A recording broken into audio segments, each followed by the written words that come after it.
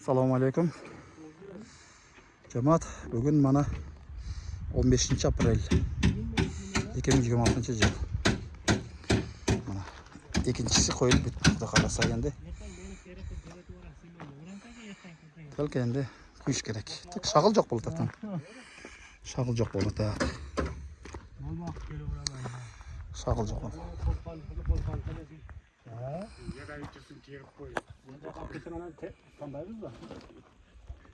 Anasını terk kılıyorlar, keyin hallar olinadi. Bir ko'p turi jo'q, qo'zg'ardi. Bu yerda yo'qmi? Yo'q, bor ekan-da. Juda boshida ekan. Rossiyada shu yo'q bular. Jago olib ketdi.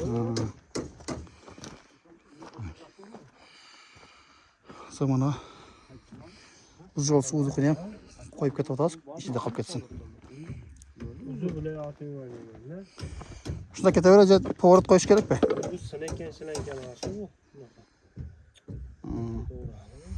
Mayli, qaraqlarda keyin sinib qolsa O'zbekistondan kelib ochasing degan. Jasaysiz. Suv o'tmay qolsa. Shag'il jo'q bo'ladi mana. Aqso'zning shag'il edi.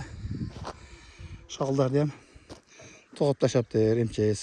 Uni bitta o'rdab solib berchi ekskavator buzilib qoldi. Podxozin drabilkasi ishlab ketgan 15 kun qolib turma, biz problema.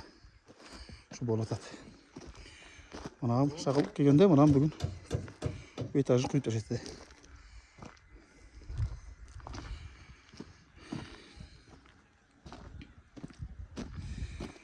Shunday problemalar. Xudo xolasa. Bolpalar boshqa ketib turib ekskavatorshik sapchasida olib bu yoqqa jo'natdi. Endi kelib aptara kelsa borib qo'yib kech bo'lsa juktayim desa kechanam juktib tunmay bo'lsam olib kelib beraman dedi endi. Sarvar Xudoy havochi samoson. Alloh barakasini bersin. Alloh barakasini bersin. Allah xalqiday bo'ladi barda.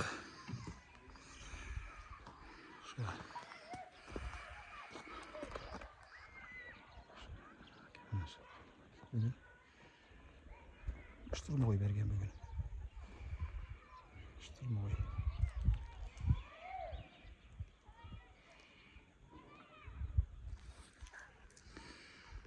Shturmoy beribdi.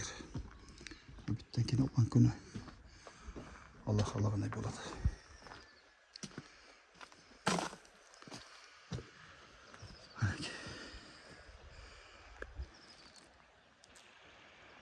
Bu yerdagi yo'lni yoqib o'ngda qo'yibdi chuqurlarni chiqaverishdi.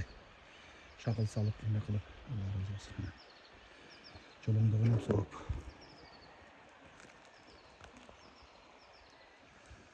Yo'lingda ham so'rab bo'ladi. Ha, tinch bog'lar mayli.